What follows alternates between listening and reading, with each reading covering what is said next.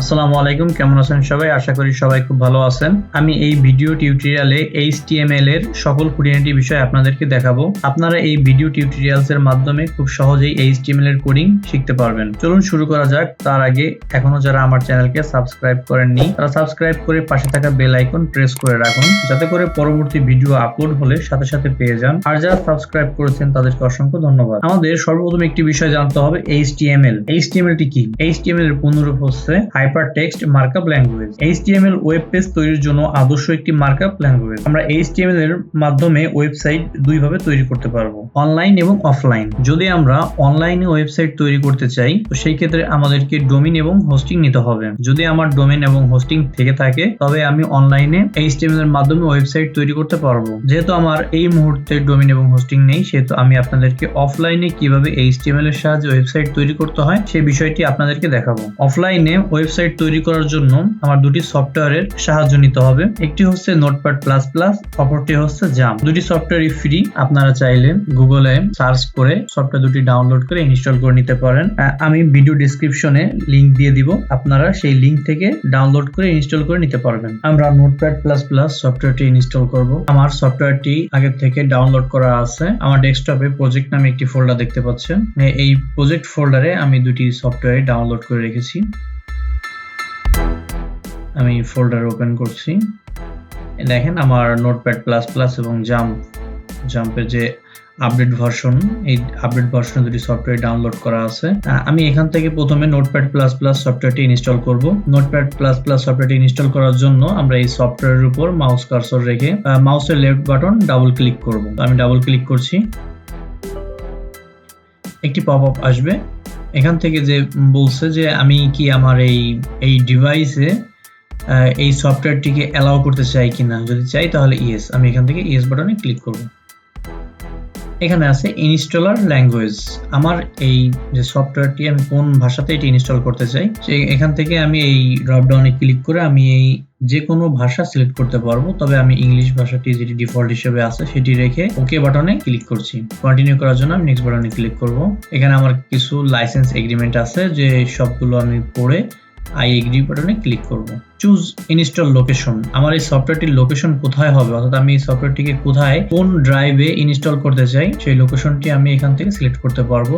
আমার ডিফল্ট হিসাবে যে লোকেশনটি আছে, যে আমার সি ড্রাইভে প্রোগ্রাম ফাইলস এই ফোল্ডারে নোটপ্যাড প্লাস প্লাস এই সফটওয়্যারটি আমার ইনস্টল হবে। আপনারা চাইলে যে কোনো ড্রাইভে এটিকে ইনস্টল করতে পারবেন। এর জন্য আপনাদেরকে এই ব্রাউজ অপশনে ক্লিক করে যে কোনো আপনি ড্রাইভ এখান থেকে সিলেক্ট করতে পারবেন। আমার যেটা ডিফল্ট হিসেবে আছে আমি সেটি রাখবো। এবার আমি নেক্সট বাটনে ক্লিক করছি।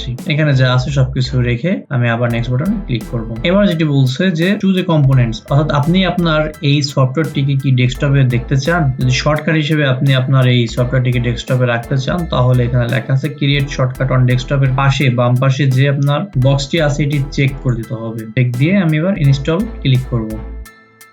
আমার ইনস্টল হয়ে গেছে। এবার আমি ফিনিশ বাটনে ক্লিক করছি। আমার নোটপ্যাড প্লাস প্লাস সফটওয়্যারটি অলরেডি ইনস্টল হয়ে গেছে। এবার আমরা জাম সফটওয়্যারটিকে ইনস্টল করব। আমরা এই নোটপ্যাড প্লাস প্লাস এর যে উইন্ডোটি আসছে এটিকে আমরা ক্লোজ করছি। জাম সফটওয়্যারটিকে ইনস্টল করার জন্য আমরা একইভাবে প্রজেক্ট ফোল্ডার ওপেন করে এই প্রজেক্ট ফোল্ডারের মধ্যে যে জাম সফটওয়্যারটি আছে, আমরা জাম সফটওয়্যারের উপর মাউস কার্সর রেখে মাউসের লেফট বাটন ডাবল ক্লিক করব। একটু সময় নেবে। আমার পিসিতে যেহেতু অ্যান্টিভাইরাসটি ইনস্টল করা আছে এই জন্য এখানে একটি পপআপ দিয়েছে যে আমি যদি এটিকে কন্টিনিউ করতে চাই, যে কোনো কারণে যদি আমার এটা স্লো হয়ে যায় তো সেই ক্ষেত্রে আমার যে অ্যান্টিভাইরাসের একটি যে টার্মস এন্ড কন্ডিশন আছে সেটি এখানে ওরা লিংক দিয়ে দিয়েছে। আমি এটাকে ব্রাউজ করে দেখে নিতে পারবো। অ্যান্টিভাইরাসের কারণেই শুধুমাত্র এই পপআপটি এসেছে, আদারওয়াইজ এটি আসবে না। যেহেতু অ্যান্টিভাইরাসটি আমার আছে সেহেতু এই পপআপটি আসছে। সো আমি কন্টিনিউ উইথ ইনস্টলেশন এটি করার জন্য আমি ইয়েস বাটনে ক্লিক করছি। অর্নিং দিছে। অর্নিং এর যে অ্যাক্টিভিটি ইউজার অ্যাকাউন্ট কন্ট্রোল যে এটি আছে তাই আমি এটিকে ওকে বাটনে ক্লিক করব। এবার আমার এখান থেকে আমি নেক্সট বাটনে ক্লিক করব। এখানে যা আছে সবকিছু ঠিক রেখে আমি আবার নেক্সটে ক্লিক করছি। আমার সেই লোকেশন, আমি জাম সফটওয়্যারটিকে কোথায় ইনস্টল করতে চাই সেই লোকেশনটি আমার এখানে দেখিয়েছে। ব্রাউজার মাধ্যমে যে ডান সাইডে যে অপশনটি আছে এখানে ক্লিক করে আগের মতো এটিকে যে কোনো ড্রাইভে ইনস্টল করতে পারবো। তো আমার ডিফল্ট হিসেবে যে সি ড্রাইভটি আছে আমি সেই সি ড্রাইভে এটিকে ইনস্টল করব। এবার আমি এখান থেকে নেক্সট বাটনে ক্লিক করছি। আমাকে ল্যাঙ্গুয়েজ সিলেক্ট করতে বলছে। আপনারা পূর্বের ন্যায় ড্রপ ডাউনে ক্লিক করে যে কোনো ল্যাঙ্গুয়েজ এখান থেকে সিলেক্ট করতে পারবেন। এখানে দুটি ল্যাঙ্গুয়েজ শো করছে, একটি হচ্ছে ইংলিশ আর একটা হচ্ছে ডাচ। তো আমি ইংলিশটা রাখবো। এবার আমি নেক্সট বাটনে ক্লিক করব। এখানে দেখেন এই যে লেখাটি আছে এটার পাশে একটি আপনার বক্স চেক দেওয়া আছে, আপনারা এটিকে তুলে দিবেন। এটিকে আনচেক করে নেক্সট বাটনে ক্লিক করবেন। সো আমরা আবার নেক্সট বাটনে ক্লিক করব। কিছুটা সময় নেবে ইনস্টল হওয়ার জন্য, আমরা সেই পর্যন্ত একটু অপেক্ষা করব।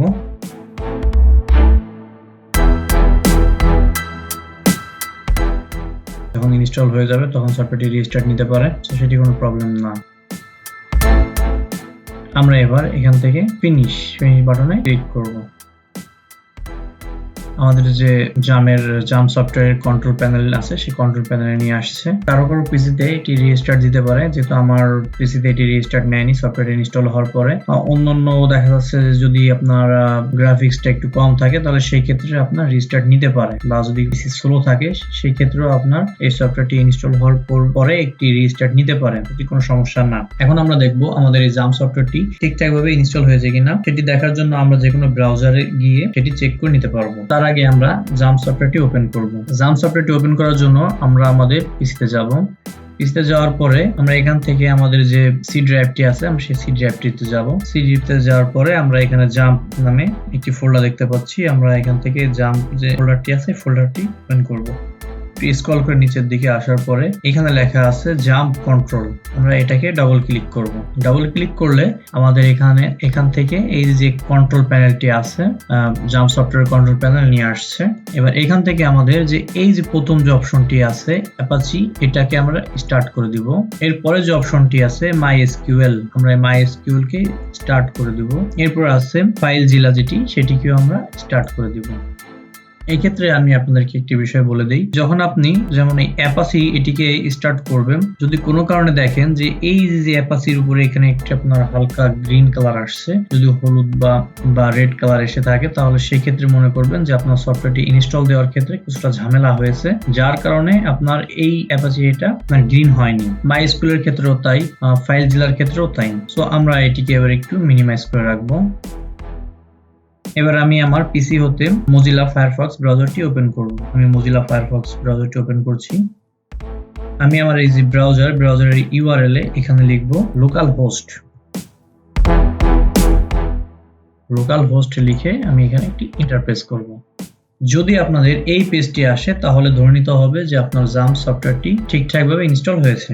আরেকটি বিষয় বলি, সেটি হচ্ছে আপনারা যদি ডাটাবেস ক্রিয়েট করতে চান তবে সেই ক্ষেত্রে আপনারা ব্রাউজারের ইউআরএল অপশনে লিখবেন local host php my admin,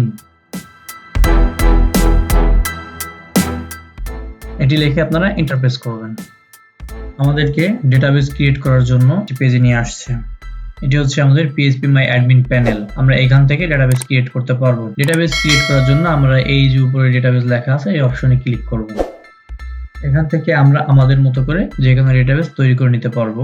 এটি শুধুমাত্র PHP এর ক্ষেত্রে। যখন আমরা PHP এবং বুটস্ট্র্যাপ নিয়ে কাজ করব তখন আমি ধারাবাহিকভাবে আপনার কিভাবে ডেটাবেস ক্রিয়েট করতে হয় সেই বিষয়টি আমি আপনাদেরকে দেখাবো। সো আপাতত আমাদের এটি প্রয়োজন পড়ছে না, তো আমরা এটাকে স্কিপ করে যাচ্ছি। আরেকটি বিষয় আপনাদেরকে একটু জানাতে চাই, আমরা যে এই php my admin প্যানেল যেটি আছে এখানে আসার আরেকটি উপায় আছে। সেই উপায়টি হচ্ছে, আমি এটিকে ক্লোজ করে দেখাচ্ছি। আমাদের যে এই যে কন্ট্রোল প্যানেল যেটি ছিল জাম্পের কন্ট্রোল প্যানেল, এই কন্ট্রোল প্যানেল থেকে আমরা যদি মাইএসকিউএল এর আর এই যে অপশনটি আছে অ্যাডমিন, এই অ্যাডমিন অপশনে ক্লিক করি তবে আমাদেরকে সরাসরি মাই পিএইচপি অ্যাডমিন প্যানেলে নিয়ে আসবে, যেখান থেকে আমরা ডেটাবেস তৈরি করতে পারবো। এবার আসি মূল কথায়। আমরা যে নোটপ্যাড প্লাস প্লাসে আমাদের যে HTML এর যাবতীয় খুঁটিনাটি কাজগুলো আছে, যে বিষয়গুলো আমরা দেখাবো, তো সেই সব বিষয়গুলো আপনাদেরকে একটি ফোল্ডারে সেভ করে রাখতে হবে। আপনারা কোথায় সেভ করবেন সেটি আমি আপনাদেরকে দেখাবো। এটি দেখানোর জন্য আমি এটিকে মিনিমাইজ করে রাখছি। আপনারা হচ্ছে আপনাদের পিসি থেকে ড্রাইভে যাবেন, অর্থাৎ যে ড্রাইভে আপনি জাম সফটওয়্যারটি ইনস্টল করেছেন সেই ড্রাইভে যাবেন। আমি সি ড্রাইভে ইনস্টল করেছি, আমি সি ড্রাইভে যাচ্ছি। এখান থেকে আমি যে জাম্প নামে যে ফোল্ডারটি আছে ফোল্ডারটি ওপেন করব। ফোল্ডার ওপেন করার পরে ফোল্ডারের মধ্যে দেখেন htdocs নামে আরো একটি ফোল্ডার আমি দেখতে পাচ্ছি। এই htdocs ফোল্ডারটি আমি ওপেন করব। এই যে htdocs যে ফোল্ডারটি আছে এই ফোল্ডারের মধ্যে আমার একটি ফোল্ডার ক্রিয়েট করতে হবে, যেই ফোল্ডারের মধ্যে আমি আমার যাবতীয় তথ্যগুলো সেভ করে রাখতে পারবো। অর্থাৎ আমি নোটপ্যাডে যে কাজগুলো করব সব কিছু আমি এই htdocs এর মধ্যে যে ফোল্ডারটি তৈরি করব সেই ফোল্ডারের মধ্যে সেভ করব। তো ফোল্ডার তৈরি করার জন্য আমি এখান থেকে এই যে নিউ ফোল্ডার ক্লিক করে নতুন একটি ফোল্ডার নিচ্ছি। আমি আমার ফোল্ডারের নাম দিচ্ছি, আমি আমার নামটি দিলাম সোহেল। আমি বাইরের সাইডে ক্লিক করলেই আমার দেখেন যে htdocs এর মধ্যে সোহেল নামে একটি ফোল্ডার তৈরি হয়ে গেছে। htdocs এর মধ্যে যে ফোল্ডারটি তৈরি করবেন আপনারা আপনাদের মতো করে নাম দিবেন। এক্ষেত্রে কোনো বাধ্যবাধকতা নেই যে আমি যে নামটি দিচ্ছি সেটাই দিতে হবে।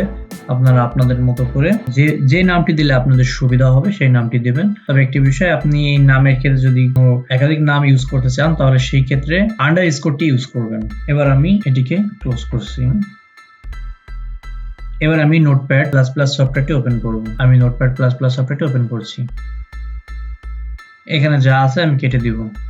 আপনারা একদম ফ্রেশ একটি ইন্টারফেস দেখতে পাচ্ছেন। এখানে আমি আমার যাবতীয় যে কাজগুলো আছে সেই কাজগুলো করব, যেটা আমি htdocs এর মধ্যে ওই ফোল্ডারে সেভ করে রাখবো। সো আমার এই নোটপ্যাড প্লাস প্লাস সফটওয়্যারটি ঠিকঠাকভাবে কাজ করছে কিনা বা আমি এখানে কাজ করলে সেটি ঠিকঠাকভাবে ব্রাউজারে শো করছে কিনা এটির আমি একটি পরীক্ষা করে দেখব। সেটি পরীক্ষা করার জন্য আমি আমাদের এই নোটপ্যাড প্লাস প্লাস সফটওয়্যারে একটি PHP প্রোগ্রাম করব। তো PHP প্রোগ্রাম করার আগে আমরা এই নোটপ্যাডের আর টুকিটাকি কিছু সেটিংস আছে, সেটিংস গুলো একটু দেখে আসি। তো আমরা প্রথমে এখান থেকে যাব সেটিং অপশনে।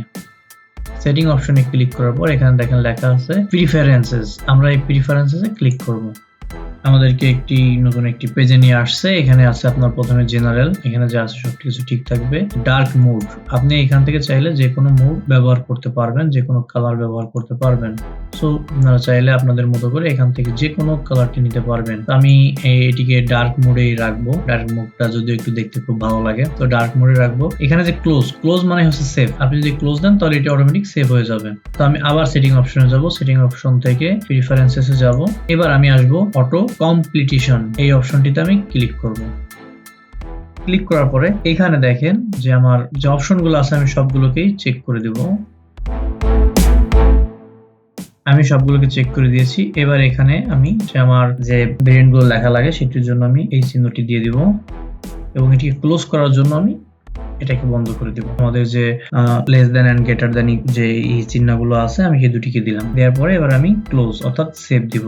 ক্লোজ মানে হচ্ছে আমার সেভ, আমি সেভ দিব। আমি নোটপ্যাড প্লাস প্লাস সফটওয়্যারে একটি PHP প্রোগ্রাম করে দেখাবো। আমি এখানে একটি PHP প্রোগ্রাম লিখছি।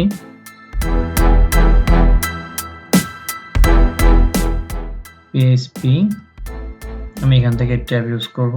আমি একটি a নামে একটি ভ্যারিয়েবল নিব। সো আমি a নামে একটি ভ্যারিয়েবল নিচ্ছি। আমার a এর ভ্যারিয়েবলের মান দিব আমি 10। আমি b নামে আরেকটি ভ্যারিয়েবল নেব। এই b ভ্যারিয়েবলের মান দিব আমি 15। আমি ভ্যারিয়েবল দিলাম 50। এবার হচ্ছে আমার a এবং b এর মান আমরা নরমালি জানি যে এখন যে মানটি আমরা লিখছি এটি যদি আমরা নরমালি হিসাব করি তাহলে আমাদের রেজাল্ট আসবে 60। তো এবার হচ্ছে আমরা রেজাল্টটি করব। রেজাল্ট করার জন্য আমরা ডলার চিহ্ন দিব, লিখব রেজাল্ট ইকুয়াল দেওয়ার পরে আমাদের যে দুইটি ভেরিয়েবল নিয়েছিলাম a এবং প্লাস দিয়ে আমরা সেই দুটি ভেরিয়েবল a এবং b এখানে লিখে দিচ্ছি। আমরা আবার এন্টার প্রেস করব। PHP তে আমার যে কোনো রেজাল্ট দেখার জন্য ইকো এটি ব্যবহার করি। দেওয়ার পরে এবার হচ্ছে আমরা এখান থেকে রেজাল্ট, আমাদের যে রেজাল্টটি আছে সেই রেজাল্টটি দিব। রেজাল্ট দেন আমরা নিচে এসে আমরা এখানে একটি প্রশ্নবোধক চিহ্ন দিয়ে দিব। নোটপ্যাড প্লাস প্লাসে একটি PHP প্রোগ্রাম করেছি। এবার হচ্ছে আমরা এই প্রোগ্রামটিকে সেভ করব।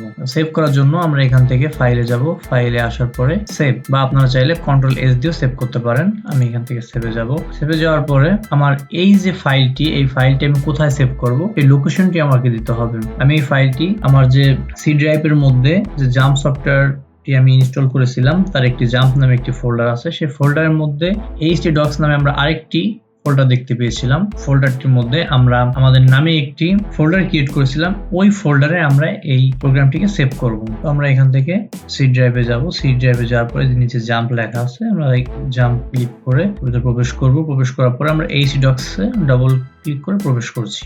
htdocs-এর মধ্যে আমার যে নাম, এই নামে যে আমি ফোল্ডারটি তৈরি করেছিলাম সেই ফোল্ডারটি ওপেন করব। এই ফোল্ডারের মধ্যেই আমি আমার এই PHP প্রোগ্রামটি সেভ করব। সেভ করার জন্য আমি এখান থেকে এর নাম চেঞ্জ করে দিচ্ছি। আমি এটি দিলাম নাম টেস্ট দেওয়ার পরে ফাইল নেম দিলাম টেস্ট। সেভ অ্যাজ টাইপ, এটি কোন ধরনের টাইপ, এখান থেকে আমি এটিকে সিলেক্ট করে দেবো PHP। এবার আমি সেভ দিব।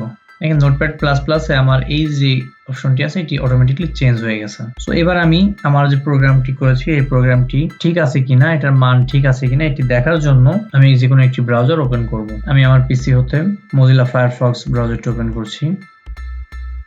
আমি Mozilla Firefox ব্রাউজারের URL অপশনে লিখব localhost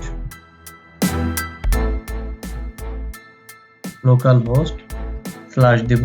এবার হচ্ছে আমি এখানে আমার ফোল্ডারের নাম দিব, অর্থাৎ আমি htdocs এর মধ্যে যে ফোল্ডারটি তৈরি করেছি সেই ফোল্ডারটির নাম দিব। ঠিক htdocs-এ আমি যে অক্ষরগুলো দিয়েছি ঠিক সেই অক্ষরগুলো এখানে আমার দিতে হবে। যদি কোনো কারণে আমি অক্ষর উলটপালট দিই তাহলে আমার এখানে ফলাফল আসবে না। আমি এখানে আমার ফোল্ডারের নাম দিচ্ছি। এবার হচ্ছে আমি আবার স্ল্যাশ দেব। এবার যেটি করতে হবে, আমি ফোল্ডারের মধ্যে যে ফাইলটি সেভ করেছিলাম সেই ফাইলটি কি নামে সেভ করেছিলাম সেই নামটি আমি এখানে দিব। আমি সেই নামটি দিচ্ছি। আমি এখানে লিখেছিলাম টেস্ট ডট দিয়ে PHP। এবার আমি ইন্টারফেস করব। দেখেন আপনারা ব্রাউজারে এই যে আমাদের ফলাফল আপনারা দেখতে পাচ্ছেন 16। আমরা PHP-তে যে প্রোগ্রামটি করেছিলাম PHP-এর মাধ্যমে নোটপ্যাড++-এ, দেখেন যদি আমরা এটিকে মুখে মুখে হিসাব করি যে আমাদের a এর মান যদি 10 হয়, b এর মান যদি 50 হয়, তাহলে দুটো যোগ করলে 60 হয়। সো সেটি যে আমাদের রেজাল্ট যে 60, সেটি আমরা এই নোটপ্যাড++-এ একটি প্রোগ্রামের মাধ্যমে আপনাদেরকে দেখিয়েছি যে আমাদের ফলাফল 60। HTML এর যত যাবতীয় কাজগুলো আছে সবকিছুই আমরা এই নোটপ্যাড++ এই সফটওয়্যারের মাধ্যমেই করব। তো আজ এই পর্যন্তই। আগামী পর্ব দেখার জন্য সাথেই থাকুন। দেখা হচ্ছে আগামী পর্বে। সেই পর্যন্ত সুস্থ থাকুন, নিরাপদে থাকুন। আল্লাহ হাফেজ।